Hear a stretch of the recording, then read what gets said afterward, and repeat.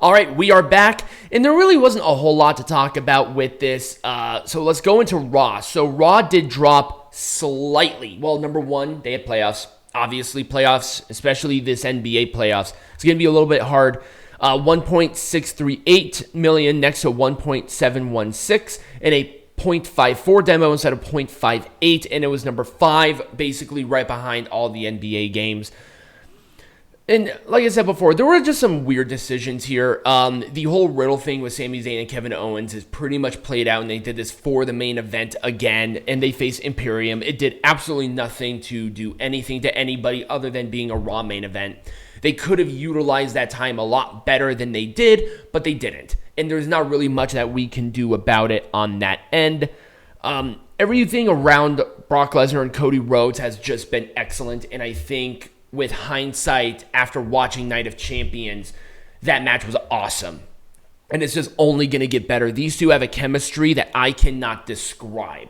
It was brutal. They paced it out throughout the night, which was good. And the ending, I think, was excellent with Triple H talking to Cody Rhodes and having that heart-to-heart there.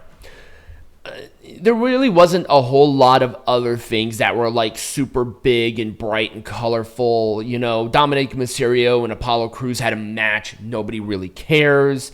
Other than maybe Apollo should have stayed on NXT if they're going to treat him like this, because, come on, we need some more people there.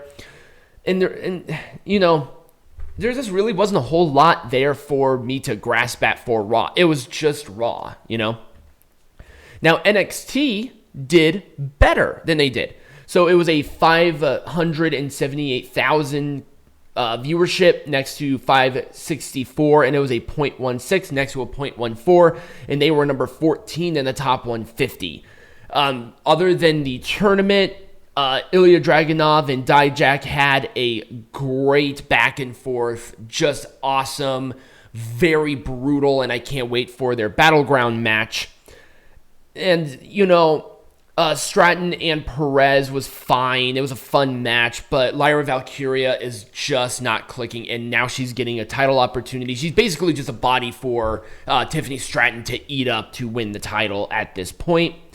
The whole thing with Gigi Dolan and JC Jane having a weaponized cage match next week, they should have done that this week, or they should have done that at Battleground instead of this, because let's just be honest, the whole rivalry between these two is dead in the freaking water. Nothing is happening with it. And there just wasn't like that great standout match throughout this entire show. So there's not really much else to talk about as it relates to this. Oh, Dynamite. Dynamite did increase. They did, because number one, they had no NBA playoff game running against them at all. But it was still 846,000 next to 814. It was a 0.32 instead of a 0.28. So, not a big jump as it relates to viewers, but a fairly significant jump as it relates to demo, and it was still number 4 in the top 150. Aussie Open signing with AEW was a dumb decision overall. They're going to get buried to hell, and I think they just did this so somebody else splits the bill for some medical, basically. Orange Cassidy, defending the champion more frequently than others does not make a champion more prestigious.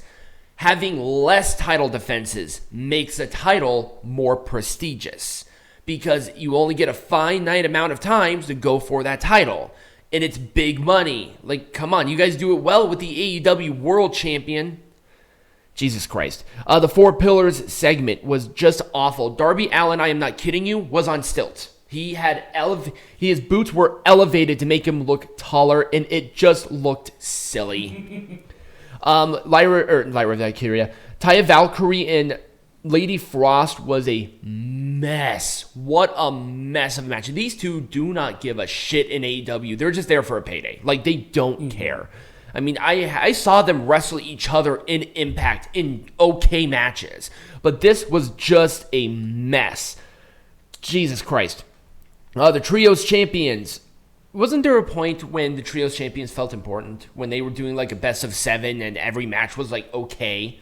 Nope. But now it's like, oh, we're just going to defend them in open house rules for the trios champions because we need the House of Black on TV. Whatever, who cares? And finally, the main event was actually a fun match overall. But once again, they were starting to fall into the little avenue of defending Ring of Honor champions on AEW television. Have those matches on Ring of Honor. Right. Because you're putting a good match on here instead of doing it where you need the most help, which is Ring of Honor. And also, the crowd overall, yes, I can confirm a couple of things. The free tickets with burgers and fries was 100% real. There were 3 locations here in Las Vegas that did that promotion. Number 2, there was majority dissatisfaction with AEW and Ring of Honor's taping as a whole from consensus from people who were in the building. The attendance was bad. There were 1,500 seats empty that were still available for Dynamite, and that was the most watched show. And they did Rampage and Ring of Honor within the same day. That's a lot of wrestling for people. So they were just filing out after each show. Yeah. That's not good. That's not a good way to use your time. If I was Tony Khan, I would put Ring of Honor in intentionally smaller venues. Right. I would do it at Sam's Town. Right. There would be more energy. There might be less people there, but you would feel more energy. It would be louder. It'd be like, that's a place that I want to go to. Right. Instead of putting it in T-Mobile Arena, that's, 3/4 empty. Right. It's not a good look, and people just were complaining about it. I'm like, duh. Yeah. Oh, Impact Wrestling. I obviously couldn't find demo or anything, but Jesus, they pulled out all the stops for this.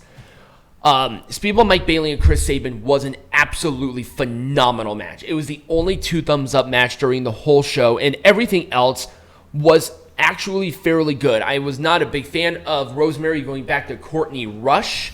That's annoying, but it is what it is. Steve Macklin is continuing just to be somewhat of a disappointment as a champion. I heard good things about his no disqualification match against PCO.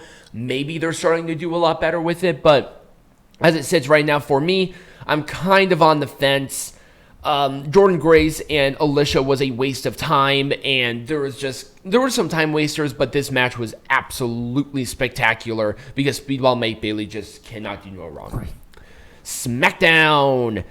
For preliminary numbers, it was a 2.027 million next to a 2.049 from last week, and it was a 0.46 next to a 0.5. But just keep in mind, it was a pre-taped show, and this went up against NBA. So there you go. There just really wasn't a whole lot here that sort of caught my attention. The Kevin Owens show was a masterclass in storytelling, but just this whole new layer of the Bloodline thing is just that consensus. Right. It's just been awesome in every way, shape, and form. Yeah. There's a reason why 2 million people watch SmackDown, and I think the Bloodline just has a lot to do with that.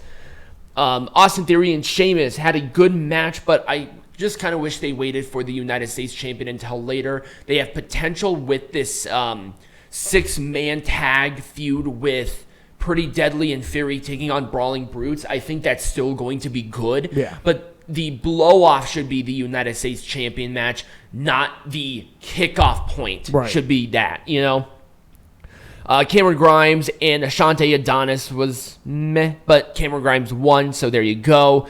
AJ Styles and Karrion Kross actually had a good match. I hope they continue to follow up Karrion Kross with more good stuff like this, because the guy is good. Put him in good rivalries and programs and stuff that people care about, and you have a star with the guy. LA Knight and Rick Boogs. I want to explain this. I did it briefly, but I'm going to do it again. I really wanted a babyface heel tag team with Rick Boogs and LA Knight. I think the dynamic would have been interesting. I think there would have been a lot of good energy. Both guys are good in the ring. I think they both have good mic skills. They have great charisma. And I think that gel would have been really nice, especially because the Street Profits are now in a feud with LA. But LA faced off and beat Boogs. Mm-hmm. You could have waited for that, but they didn't do that.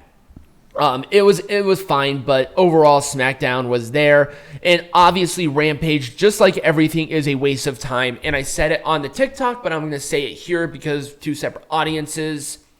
As soon as Collision airs, I will be suspending reviews for Collision or for Rampage. Mm-hmm. I don't know what holds for Collision. Mm-hmm. But as of right now, I'm going to give the new place a try. I'm going to see if there's exclusive rosters, what they're going to be doing with it. But I have to take off one. And Rampage is just the easiest one to take out of my general gambit. So that's what I'm going to do for that. There was okay-ish stuff here, but once again, it was a whatever sandwich. The Acclaimed and Daddy Ass taking on La Facción Ingobernable was actually not a bad match, but obviously, the Acclaimed are going to be facing the House of Black at the pay-per-view, probably. They haven't made that official yet, but I feel like that's going to be the case. The women's tag match, here's the thing. You had Baker, Shida, Nyla Rose, and Marina Shafir. It doesn't sound like the best match ever, but here's the thing. This felt like what AEW should be. Mm-hmm. It was a nice paced showcase of what AEW should be. Right.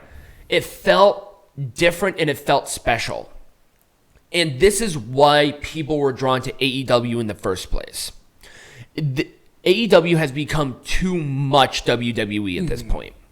And watching matches like this kind of brought me back to that 2019 AEW that gave you that breath of fresh air instead of just a chore.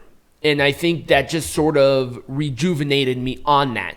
And I'm glad that they're doing Big Bill and Lee Moriarty, continuing them as a tag team. I think their dynamic is interesting, and I'm hoping that they push them because I think they're good.